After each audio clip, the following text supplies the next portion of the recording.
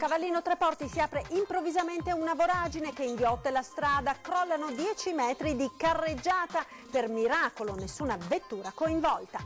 Parla il residente che ha sventato il dramma accorgendosi che la strada stava per cedere e fermando le auto prima che crollasse la carreggiata. Il Po sorvegliato speciale anche nel tratto veneto, da stasera allerta rossa per il passaggio dell'onda di piena attesa tra domani e giovedì. Almeno 16 morti e 600 feriti nel terremoto che ha colpito l'Albania. Zaia, la colonna mobile della Protezione Civile veneta, pronta a partire per dare una mano. 'Ndrangheta, nuovo capitolo dell'operazione Camaleonte, notificati 54 avvisi di chiusura indagini, anche un imprenditore padovano partecipava assieme ai calabresi alle estorsioni. Ancora furti in casa nella Marca, Preganziol pensionato sorprende i ladri sulle scale, uno dei banditi lo minaccia con un bastone ma l'uomo riesce a farli scappare. A Vicenza 2 concorsi pubblici banditi dal comune per 22 posti di lavoro a tempo pieno e indeterminato. Si presentano ben 1700 candidati. Buonasera, ben ritrovati con l'edizione del Veneto dei nostri telegiornali. In primo piano l'avete sentito, il dramma sfiorato oggi nel primo pomeriggio a Cavallino Treporti, quando si è aperta improvvisamente una voragine sulla strada, mangiando letteralmente 10 metri di carreggiata. Fortunatamente nessun veicolo è rimasto coinvolto, ma colleghiamoci subito per tutti i dettagli con i nostri inviati a Cavallino Treporti, Ilaria Marchiori e Cristian Roque Allende. Ilaria, buonasera. Buonasera Marta, buonasera a tutti i telespettatori. Ci troviamo qui in via Pordelio, zona Caballarin, a Cavallino Treporti. Insieme a noi c'è il vice sindaco di Cavallino, Francesco Monica, perché sappiamo che il sindaco onesto si è recato a Roma per prendere parte al comitatone convocato d'urgenza dopo l'acqua alta dei giorni scorsi che ha colpito Venezia e dopo che è stato colpito anche il litorale. Allora, vice sindaco, qual è la situazione in questo momento? Intanto vi facciamo vedere anche le immagini perché ci sono i lavori in corso da parecchie ore. Sì, è dall'una che i lavori sono in corso e abbiamo chiamato immediatamente il provveditorato dei lavori pubblici che è interessato alla cosa, in quanto è ceduto un tratto di strada, ma è dovuto al fatto che l'acqua è sgrottata da sotto il canale di Pordelio e sta adesso correndo verso il canale della bonifica, del consorzio di bonifica. Questo problema ha fatto cadere un tratto di strada si è venuto a formare un buco di circa 3 metri per la lunghezza di tutta la carreggiata.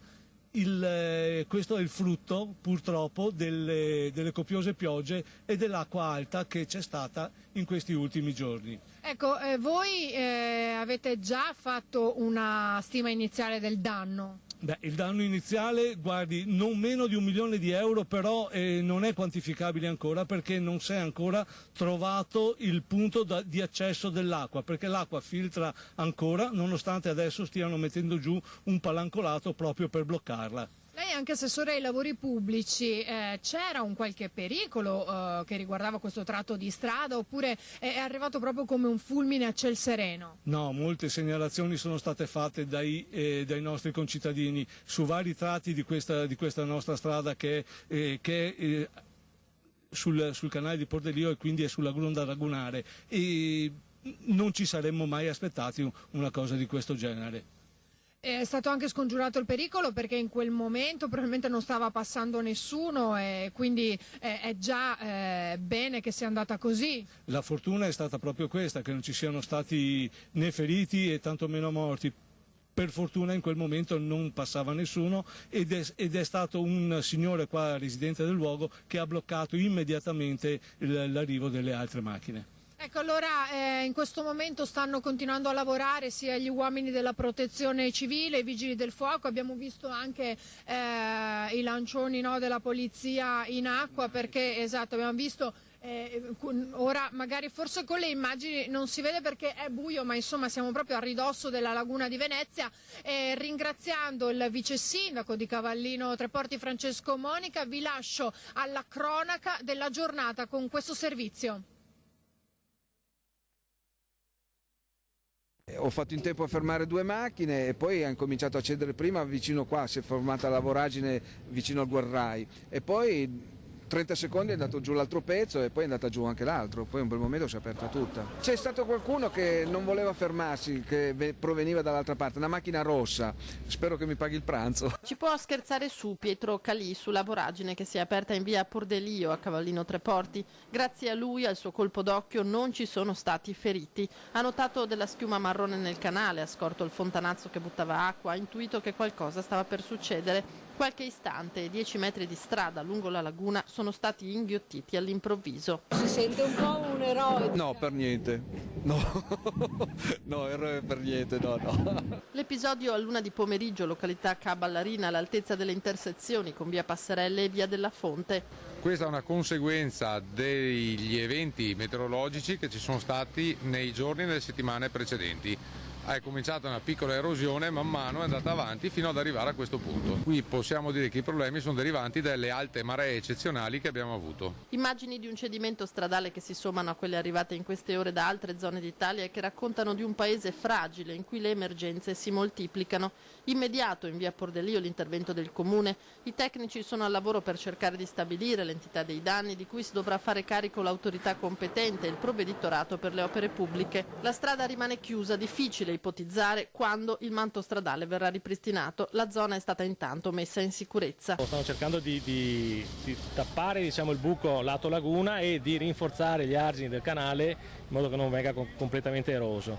È un intervento provvisionale di emergenza e poi l'impresa so che sta facendo arrivare, d'accordo col comune ovviamente, delle palancole e un macchinario per installare delle palancole a chiusura della voragine che si è aperta. Un evento non preventivabile accaduto proprio nel giorno in cui il sindaco di Cavallino Treporti, Roberta Nesto, è a Roma a Palazzo Chigi per prendere parte al comitatone per la salvaguardia di Venezia e della sua laguna, con la ferma intenzione di portare a casa risorse per la messa in sicurezza anche del suo territorio comunale. E continua l'emergenza maltempo nella nostra regione, anche se è tornato a splendere il sole. L'attenzione è massima per l'arrivo della piena del Po, sorvegliato speciale, quindi il grande fiume, ora per il tratto veneto, da questa sera allerta rossa. Sentiamo. Dopo Piemonte, Lombardia ed Emilia-Romagna, la grande onda del Po sta arrivando in Veneto. Nel pomeriggio la Protezione Civile regionale del Veneto ha dichiarato l'allerta rossa in relazione all'atteso transito della piena. È stato di massima allerta a partire da questa sera, il presidio è già in essere da alcune ore e prevediamo la piena fra domani e dopodomani. Non dovrebbe dare problemi, però il condizionale è d'obbligo perché potrebbero innescarsi fenomeni tipo fontanazzi o cose di questo tipo, quindi l'allerta rimane massima nelle prossime ore. Un'onda lunga, quella della piena di questi giorni. L'allerta rossa è stata infatti confermata per il tratto veneto del fiume fino alle 14 di sabato. Con il passaggio della piena potranno essere interessate le strutture e le attività poste nelle aree golenali aperte, mentre non si prevede l'interessamento delle aree golenali chiuse. Nei comuni del Delta l'attenzione è massima. Accesso vietato nelle golene, comprese le piste ciclabili, transito vietato anche sui ponti di barche nei vari rami del Po, che dovranno essere aperti per favorire il flusso delle acque e del materiale trasportato dal fiume. Vietata anche la navigazione di tutte le imbarcazioni da diporto. Gli argini e tutto il tratto terminale del Po sono presidiati già da stamattina dalla Protezione Civile e lo saranno 24 ore su 24 fino al rientro della portata sotto le soglie di criticità. Ed ora la catastrofe del terremoto in Albania che per ora fa contare 13 vittime e 600 feriti. La Regione del Veneto ha dato disponibilità al Dipartimento Nazionale di Protezione Civile per la partenza della colonna mobile della Protezione Civile regionale verso l'Albania. Il Veneto conferma anche in questa occasione di essere sempre in prima linea nel portare aiuto alle emergenze. Ad annunciarlo il Presidente della Regione Zaia, che viene puntualmente informato sull'evoluzione della situazione. situazione. La nostra colonna mobile è in grado di garantire l'accoglienza immediata per 250 persone, spiega l'assessore alla protezione civile Bottaccin. Ci siamo messi a disposizione del Dipartimento Nazionale che sta organizzando l'invio dei soccorsi in Albania. Nelle prossime ore sapremo in quale forma il Veneto sarà coinvolto nell'invio di uomini e mezzi appunto in Albania. La cronaca ora con un nuovo capitolo nell'operazione Camaleonte che ha portato a galla le infiltrazioni dell''ndrangheta in Veneto. 54 persone, una rete che gestiva un giro di estorsione e riciclaggio di denaro tra il Veneto e la Calabria, concluse le indagini preliminari dell'operazione Camaleonte che ha portato alla luce le infiltrazioni dell''ndrangheta a nord-est. 39 persone erano già state arrestate o indagate, a queste se ne aggiungono altre 15 dopo le nuove testimonianze di imprenditori veneti vittime di estorsione. I nuovi provvedimenti in tutta la regione, Padova, Venezia, Vicenza, ben 4 a Tezze sul Brenta, Treviso e Belluno. L'indagine era partita nel 2013 dalla provincia di Padova dopo il pestaggio e il tentato sequestro da parte dei fratelli Sergio e Michele Bolognino di Galliera Veneta ai danni di un imprenditore di Treviso. E proprio la città del Santo si conferma punto centrale dove la cosca cutrese del grande Aracri diramava i suoi tentacoli con la figura del calabrese Antonio Mangone di Legnaro. Tra gli sviluppi più importanti quelli che riguardano un imprenditore edile di Vigonza che ora è accusato di associazione a delinquere e di aver partecipato direttamente alle estorsioni. L'imprenditore che già era indagato in una precedente fase oggi risponde di 416 bis perché siamo riusciti a dimostrare come effettivamente partecipasse alle attività finanche estorsive dell'associazione, quindi partecipava in tutto e per tutto a quello che era l'attività dell'associazione, in questo caso di 'ndrangheta. Carabinieri e finanzieri hanno raccolto in questi mesi le testimonianze degli imprenditori vittime del sistema di estorsione. Nei loro confronti venivano messe in atto continue pressioni psicologiche, un metodo mafioso che una vittima paragona a quello di Al Capone. In un caso la moglie di un imprenditore in lacrime ha raccontato dei risparmi di una vita andati in fumo. Il marito ora ha problemi di cuore e lei combatte la depressione. Oltre alle estorsioni poi c'era anche la parte della pulizia del denaro illecito che veniva riciclato attraverso false fatturazioni. È un'impresa cartiera riconducibile appunto ai soggetti calabresi, emetteva false fatture nei confronti delle imprese locali, quindi c'era il giro di false fatturazioni. Il denaro contante si tramutava appunto in bonifici, quindi bonifici tra società, e il denaro era ripulito. Dopo l'avvio delle indagini dell'operazione Camaleonte, un imprenditore veneto accusato di aver agevolato queste operazioni ha deciso di sanare la propria posizione versando nelle casse dell'erario 5,5 milioni di euro. Ancora furti in casa in provincia di Treviso e anche al confine con il veneziano tra Marcon e Preganziol. Vediamo. Sono da solo e si presenta uno davanti con un bastonetto così che mi fa vai via te, vai a dormire, questo bastonetto. Faccia a faccia con i ladri all'interno della propria abitazione, l'esperienza che nessuno vorrebbe mai fare. È sera, ora di cena, al signor Alessandro arriva la telefonata del figlio che lo avvisa di aver ricevuto il segnale d'allarme indicante una possibile intrusione. Vai a controllare, dice il padre. L'incontro con i ladri avviene sulle scale. Sono in 3, accento straniero, vestiti completamente di nero, berretto e felpa con cappuccio che si calano prontamente sulla testa. Uno mi sono trovato proprio davanti e dove ci sentai fuori mi ha guardato qua pila così, vai via te, vai a dormire, vai via da qua. Come vado via? Se è casa mia, perché io vado via? Mi faceva così con un bastonetto, sono riuscito a prenderlo un attimo, ma si è girato, si è messo il cappuccio. Impaurito ma determinato per farli scappare, l'uomo si inventa uno stratagemma. Allora a quel momento mi grida mia moglie, portami la pistola, che no, portami la pistola e adesso arrivo, quando gli ho detto adesso sono qua. E già partito. I ladri per fortuna scappano, non prima di aver messo a soqquadro l'appartamento del figlio e con una refurtiva che si limita ad un portafoglio vuoto. Ciò che rimane è lo spavento vissuto dai residenti, che non sono gli unici qui ad aver ricevuto simili terrificanti visite. E me li sono trovati dentro in casa, per fortuna avevo un cane, un cane piuttosto grandino, e li ha fatti fuggire insomma, però la paura c'è sempre. via Marcello del Maino, a 2 passi dal centro di Preganziol, ma immersa in una bella e silenziosa campagna. Cani, antifurto e vigilanza non bastano a scongiurare brutti incontri. Perché luci ce ne sono veramente poche, infatti io vado a correre solo alla mattina perché non mi fido di andare alla sera. E sinceramente sì, siamo poco sicuri, ci sentiamo poco sicuri. Furti che avvengono sempre o quasi nella fascia preserale. Qui siamo in via Venezia, tra Mogliano e Marcon. I ladri sono entrati dalla terrazza al primo piano, mentre la famiglia Ceolin stava cenando al piano terra. L'allarme era disattivato purtroppo? Purtroppo sì, perché eravamo a cena e se sta male perché, anche perché ti sei in casa, perché sei un bambino, che sei una figlia e non te vorresti mai che succedesse queste robe qua, insomma. Frode dei carburanti. Al termine di un'indagine iniziata nel 2016, la Guardia di Finanza, in collaborazione con i Carabinieri di Roma, ha arrestato 4 persone e sequestrato beni per 37 milioni di euro. Dello sviluppo di un'indagine da noi avviata 2 anni fa abbiamo individuato un gruppo di soggetti, 2 calabresi e 2 milanesi, che hanno architettato un'articolata frode IVA carosello nel settore del commercio dei carburanti. Li abbiamo arrestati tutti e 4 e sequestrato loro beni per 37 milioni di euro, che corrisponde al loro vantaggio relativo all'IVA non versata all'erario. Gli arrestati dalle Fiamme Gialle in collaborazione con i Carabinieri di Roma sono 2 intermediari calabresi, fratello e sorella, con base in uno studio professionale di Roma, e 2 esperti di prodotti petroliferi di Milano.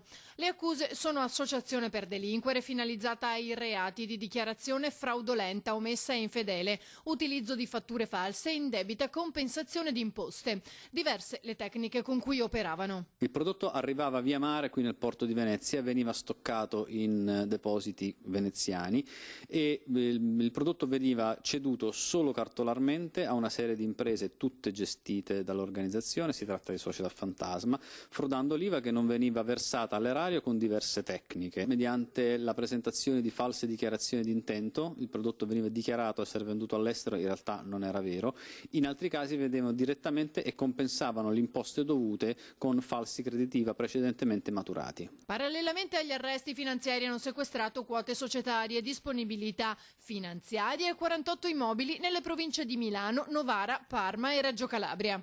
Parliamo di oltre 60 società coinvolte a livello nazionale, sono tutte o quasi tutte cartiere utilizzate per non lasciare traccia della frode. 86 in tutto le persone denunciate a vario titolo per i reati di associazione a delinquere, omessa e infedele presentazione delle dichiarazioni fiscali, emissioni di fatture false, compensazione indebita d'IVA e riciclaggio e autoriciclaggio di denaro. Pubblicità, ora linea alla regia, tra poco.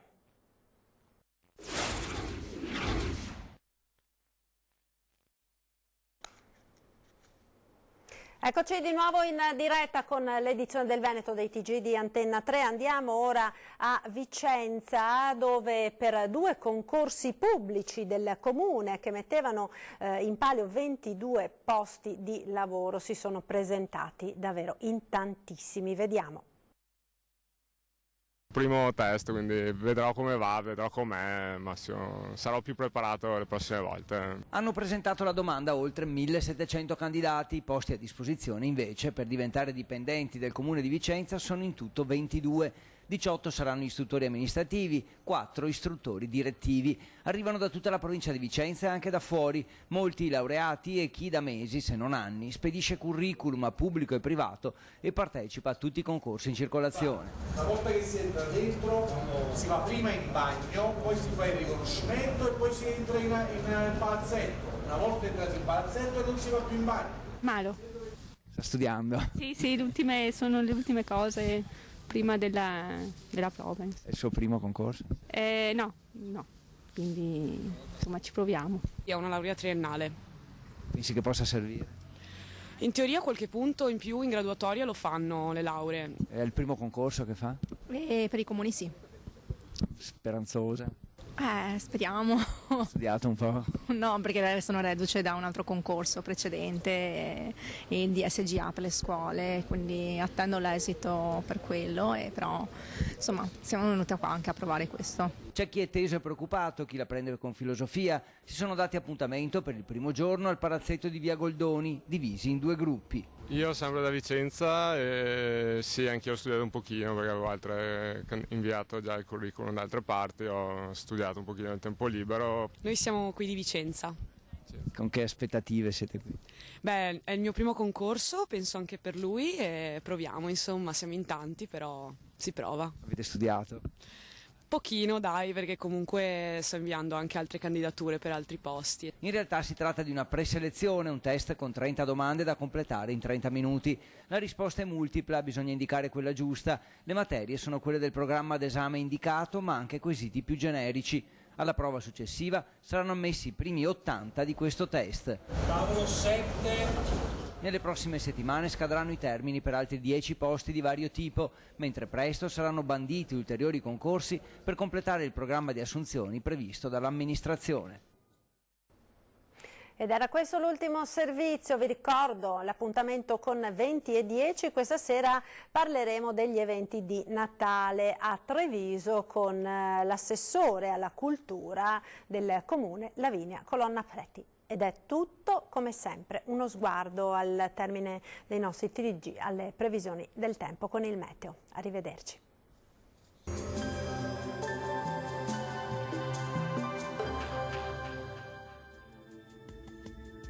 Bentrovati al meteo. Dopo una breve tregua, l'avvicinamento dell'ennesima perturbazione di novembre causerà una nuova fase di maltempo sul nostro territorio. Vediamo dunque il dettaglio di mercoledì. Sul Veneto condizioni di tempo in peggioramento, con cielo molto nuvoloso e con precipitazioni a partire dai settori occidentali in graduale estensione con il passare delle ore anche al resto della nostra regione. Fenomeni più abbondanti sui settori montani e pedemontani. Limite delle nevicate intorno ai 1500-1700 metri circa. Temperature minime tra 5 e 10 gradi, valori massimi compresi invece tra 10 e 14 gradi.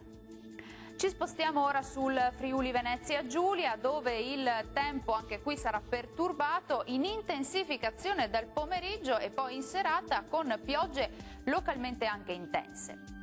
Temperature minime tra 7 e 11 gradi, massime comprese invece tra 11 e 14 gradi.